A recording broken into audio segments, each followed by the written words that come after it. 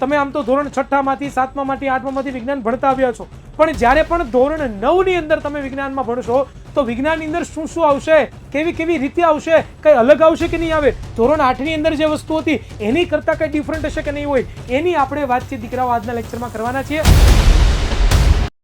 નમસ્કાર વિદ્યાર્થી મિત્રો, કેમ છો? મજામાં? આપ સર્વ વિદ્યાર્થી મિત્રોનું ગુજરાતનું સૌથી મોટું ઓનલાઈન એજ્યુકેશન પ્લેટફોર્મ વિદ્યાકુલ ગુજરાતીમાં હું હિરેન નસદ વિજ્ઞાન શિક્ષક આપ સર્વ વિદ્યાર્થી મિત્રોનું ભાવથી દિલથી હાર્દિક સ્વાગત કરું છું.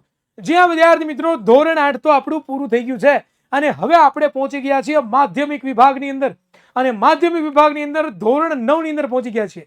તો દીકરાઓ, આજના લેક્ચરની અંદર હું તમને લોકોને નાનકડો વિડીયો છે, બરાબર, 5 થી 7 મિનિટનો વિડીયો છે, પરંતુ જો તમે ધોરણ 9 ની અંદર પહોંચી ગયા છો તો ધોરણ 9 ની અંદર જે વિજ્ઞાન વિષય છે એનો સિલેબસ ઓવરવ્યુ આજે આપણે જોવાના છે. જી હા વિદ્યાર્થી મિત્રો, સિલેબસ ઓવરવ્યુ એટલે કે ધોરણ 9 ની અંદર જ્યારે તમે વિજ્ઞાન વિષય ભણશો, તમે આમ તો ધોરણ 6 માંથી 7મા માંથી 8મા માંથી વિજ્ઞાન ભણતા આવ્યા છો, પણ જ્યારે પણ ધોરણ 9 ની અંદર તમે વિજ્ઞાનમાં ભણશો તો વિજ્ઞાનની અંદર શું શું આવશે, કેવી કેવી રીતે આવશે, કઈ અલગ આવશે કે નહીં આવે, ધોરણ 8 ની અંદર જે વસ્તુ હતી એની કરતાં કઈ ડિફરન્ટ હશે કે નહીં હોય, એની આપણે વાતચીત દીકરાઓ આજના લેક્ચરમાં કરવાના છીએ. અંત સુધી આ વિડીયો જોજો. વિડીયો તમને ગમે તો વિડીયોને લાઈક કરજો, ચેનલને સબસ્ક્રાઇબ કરજો, અને વિડીયો ગમ્યો હોય તો નીચે કોમેન્ટ બોક્સમાં એક બ્યુટીફુલ કોમેન્ટ તમારે લોકોએ મારા માટે છોડવાની છે, બરાબર. તો દીકરાઓ, સિલેબસની જો વાત કરીએ તો આપણા ધોરણ 9 ની જે પાઠ્યપુસ્તક છે ને, એ પાઠ્યપુસ્તક છે ને એ 3 ભાગમાં વહેંચાયેલી છે. તમે કહેશો કે ના રે ના સર, અમારી પાસે તો એક જ પાઠ્યપુસ્તક છે. હા, મને ખબર છે, પરંતુ પાઠ્યપુસ્તકની અંદર દીકરાઓ 3 અલગ અલગ વિભાગ છે, અને 3 અલગ અલગ વિભાગમાં ચેપ્ટરો વિભાજિત થયેલા છે. તમને ન ખબર હોય તમને કહી દઉં કે વિજ્ઞાન છે ને એ મુખ્યત્વે 3 ભાગમાં વિભાજિત થયું છે, બરોબર. એક છે રસાયણ વિજ્ઞાન, જીવ વિજ્ઞાન અને ભૌતિક વિજ્ઞાન. અને એમાં પણ જો વાત કરીએ તો રસાયણ વિજ્ઞાનની અંદર દીકરાઓ તમારે ચેપ્ટર નંબર 1 થી લઈને 4 આ ચેપ્ટરો છે, રસાયણ વિજ્ઞાનના ચેપ્ટરો આવશે.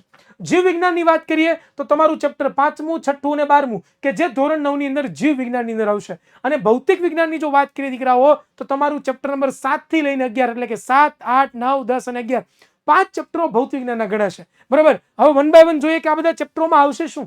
તો દીકરાઓ, આમાંથી જોવા જઈએ રસાયણ વિજ્ઞાનની જો વાત કરીએ, રસાયણ વિજ્ઞાનની, તો રસાયણ વિજ્ઞાનની અંદર જોવા જઈએ દીકરાઓમાં પહેલું ચેપ્ટર છે જેનું નામ છે આપણી આસપાસમાં દ્રવ્ય. હવે આ શું છે? આપણી આસપાસમાં દ્રવ્ય એક્ઝેક્ટ છે શું? તો દીકરાઓ, આપણી આસપાસમાં દ્રવ્ય ઇટ મીન્સ કે આપણી આસપાસ તમે નજર કરો છો તો તમને ઘણી બધી વસ્તુ જોવા મળે છે. આ બધી જ વસ્તુને દ્રવ્ય કહેવાય છે. તો દ્રવ્ય શું છે એનો બેઝિક ખ્યાલ, એના ભૌતિક ગુણધર્મો, ઘન, પ્રવાહી, વાયુ અવસ્થા, ગલન, ગલન બિંદુ, ઉત્કલન બિંદુ, બાષ્પીભવન, ગુપ્ત ઉષ્મા, આવા બધા ટોપિકો વિશે આપણે ચર્ચા કરવાની છે. ત્યાર પછી વાત કરીએ તો એ છે બીજું ચેપ્ટર આપણી આસપાસના દ્રવ્યો શું છે. જો તમને લોકોને દીકરાઓ, જો તમને લોકોના પહેલું ચેપ્ટર આવડશે ને તો જ બીજું ચેપ્ટર આવડશે. જો તમને પહેલું ચેપ્ટર નહીં આવડે, બીજું ચેપ્ટર નહીં આવડે, બીજું નહીં આવડે, ત્રીજું નહીં આવડે, ત્રીજું નહીં આવડે, ચોથું નહીં આવડે. એટલે આ જે ચેપ્ટરો છે ને એ વન બાય વન કેવા છે? કનેક્ટેડ છે, શ્રેણીમાં છે. આનું ખાસ ધ્યાન રાખજો, બરોબર. જેની અંદર તમે લોકો દ્રવ્ય વિશે ભણશો, મિશ્રણ વિશે ભણશો, તત્વ વિશે ભણશો, સંયોજન વિશે ભણશો દીકરાઓ, સમાંગ મિશ્રણ, વિસમાંગ મિશ્રણ, નિલંબન, કલીલ, આવા બધા અઘરા જે ટોપિકો તમને લાગી રહ્યા છે એના વિશે ભણવાના છો દીકરાઓ. તમને જો આ ચેપ્ટર આવડતું છે તો એની પછીનું ચેપ્ટર તમને આવડશે, એ છે અણુ અને પરમાણુ.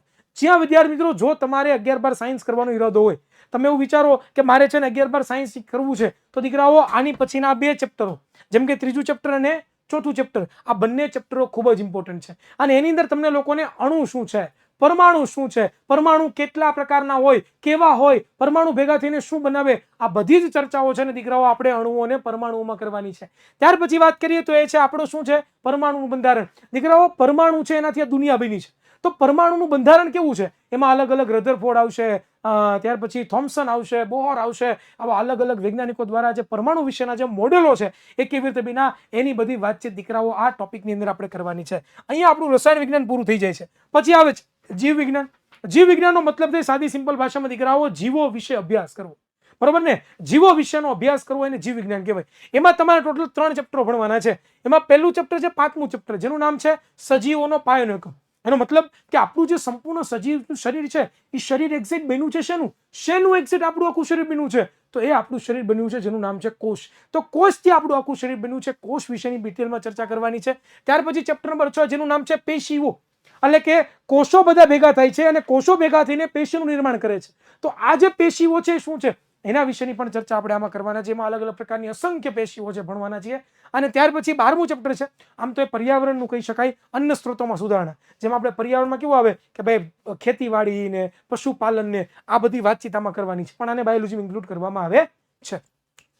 નેક્સ્ટ ત્યાર પછી આપણે જોઈએ તો એ આવે છે ભૌતિક વિજ્ઞાન. જી હા વિદ્યાર્થી મિત્રો, ભૌતિક વિજ્ઞાન ભણતા પહેલા મારે વાત કરવી છે કે વિદ્યાકુલ છે એ તમારા માટે દીકરાઓ ટોપર બેચ લઈને આવ્યું છે. અને ટોપર બેચની અંદર દીકરાઓ તમને ધોરણ 9નો તમારો સંપૂર્ણ સિલેબસ છે ને એ ઓનલાઈન ઘરે બેઠા બેઠા છે એ જબરદસ્ત ભણાવવાના છે. દીકરાઓ તમે ક્યાંય પણ નહીં ભણ્યું હોય ને એવું જોરદાર તમને અહીંયા વિદ્યાકુલ ઉપર ભણાવવામાં આવશે. તો જો તમે ઇન્ટરેસ્ટેડ છો તો દીકરાઓ અહીંયા હું નંબર લખી દઉં છું. આ નંબર ઉપર તમારે કોલ કરવાનો છે 99 2 44 45 400. આ નંબર ઉપર તમે કોલ કરશો અને સાથે સાથે દીકરાઓ તમારે પ્લે સ્ટોરમાં જવાનું છે અને ત્યાંથી તમારે લોકોએ વિદ્યાકુલ એપ્લિકેશન છે એ આજે જ ડાઉનલોડ કરવાની છે.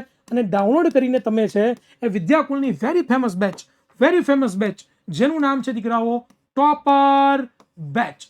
આ ટોપર બેચમાં જોડાવાનું છે, કારણ કે ટોપર બેચમાં જો તમે જોડાશો ને તો 100% તમે ટોપર બનશો એ ગેરંટી છે. બરોબર, એટલે ખાસ ભૂલાય નહીં. ભૌતિક વિજ્ઞાનના ચેપ્ટરોની જો દીકરાઓ વાત કરીએ તો ચેપ્ટર નંબર 7 ગતિ.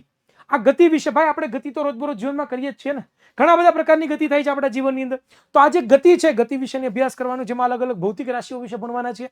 બળ અને ગતિના નિયમો.